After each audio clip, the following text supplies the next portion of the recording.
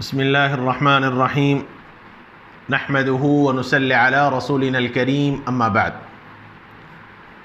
आपके मसाइल और उनका इस्लामी हल आज के इस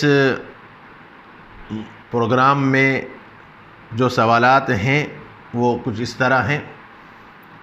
पहला सवाल है कि हज़रत मुफ्ती साहब, मेरा एक सवाल ये है कि गीबत और चुगली किसे कहते हैं, इन दोनों में क्या फ़र्क है, आप ज़रा मुझे बतला दें। देखिए, गीबत जिसकी तारीफ़ ख़ुद रसूलुल्लाह सल्लल्लाहु अलैहि वसल्लम ने फ़रमाया, ज़िक्रुक अख़ाक बिमा यकरह, ये गीबत की तारीफ़ है कि अपने किसी भाई का ऐसा तज़किरा करना, उसके पीठ पीछे ऐसा तज़किरा करना कि उसको अगर मालूम हो जाए तो वो उसको बुरा लगे, ये गीबत में दाखिल है। अपने किसी भाई का ऐसा तज़किरा जो उसको बुरा लगे, ये गीबत में दाखिल है, उसकी पीठ पीछे। और ये तज़किरा सिर्फ़ ज़बान से नहीं बल्कि अफ़आल, हरकात और सकनात से भी है। जैसे मिसाल के तौर पर एक आदमी है जो थोड़ा सा लंगड़ा कर चलता है या उसकी चलन में लचक है। अब उस एक मजलिस में दो तीन दोस्त बैठे हुए हैं और उसका ज़िक्र आ गया तो कोई आदमी चलकर उसके चलने के अंदाज़ को बयान करता है, उसके अंदाज़ की नकल मारता है, तो ये भी गीबत के अंदर दाखिल है। यानी सिर्फ़ ये नहीं कि फ़लाँ साहब ऐसे हैं, फ़लाँ साहब ऐसे हैं, उन्होंने ऐसा बोल दिए, ये गीबत में नहीं है, बल्कि कौल के एतबार से, बात के एतबार से, फ़ेल के एतबार से, अमल के एतबार से कोई ऐसा अपने भाई का, बहन का ऐसा बुरा तज़किरा कि अगर वो उसको उस मजलिस में होता तो उसको बुरा लगता, ये गीबत के अंदर दाखिल है।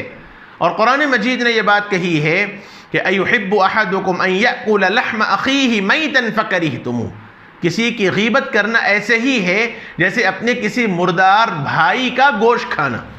किसी आदमी का इंतकाल हो जाए तो उसके मय्यत आदमी के गोश्त को नोच कर खाना जैसा गुनाह है, वबाल है, ऐसे ही अपने किसी भाई का तज़किरा करना गीबत में दाखिल है।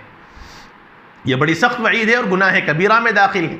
ख़ास तौर पर औरतों के अंदर यह बहुत बुरी आदत होती है, एक मजलिस में बैठे और किसी का जिक्र आ जाए तो बुराई ना हो यह मुमकिन नहीं है, तो ये गीबत है।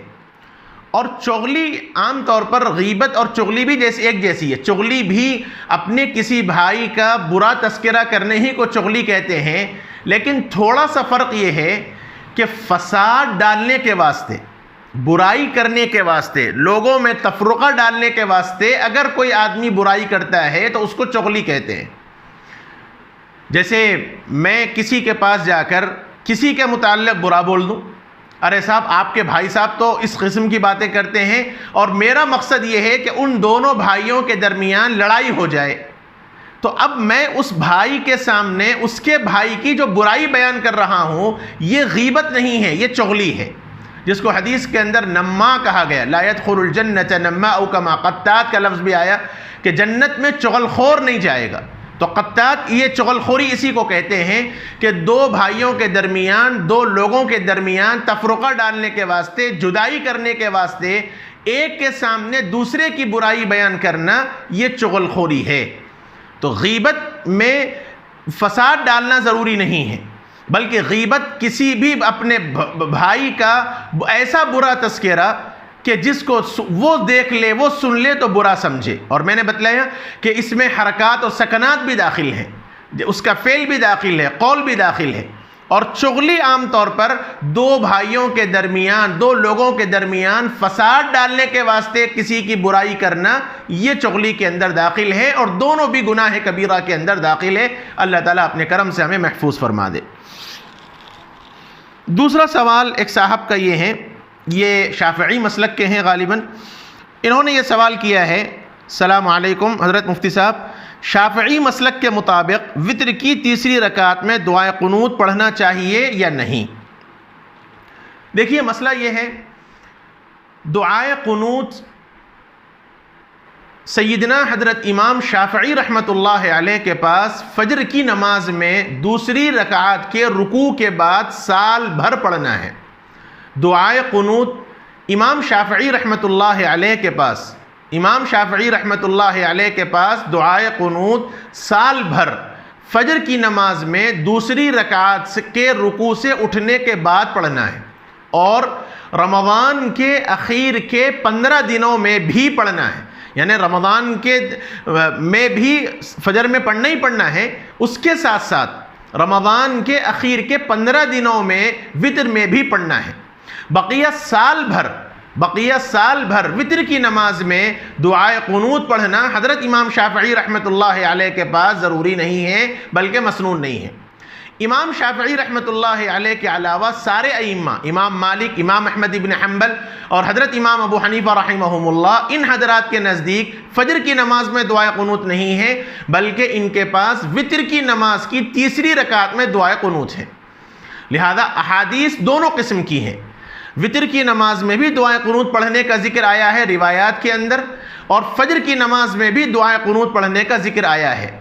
लिहाजा शवाफ़िअ के जो मुक़ल्लिद हैं उनके लिए तो मसला यही है कि वो वितर की नमाज में दुआए कुनूत नहीं पढ़ेंगे, बल्कि सिर्फ फजर की नमाज में रुकू के बाद, दूसरी रकात के रुकू के बाद दुआए कुनूत पढ़ेंगे, और रमज़ान के अखीर के 15 दिनों में वितर में भी पढ़ेंगे, और वितर बकिया साल भर वितर में नहीं पढ़ेंगे। और शवाफ़े के अलावा दूसरे अइम्मा फजर की नमाज में दुआए कुनूत नहीं पढ़ेंगे, बल्कि सिर्फ वितर की नमाज के तीसरी रकात के बाद वो दुआए कुनूत पढ़ेंगे। ये आज भी 2 सवाल आए हैं, बकिया और भी सवालात हैं, इंशाअल्लाह उसका जवाब कल दिया जाएगा। व आखिरु दअवाना अनिल हम्दुलिल्लाहि रब्बिल आलमीन।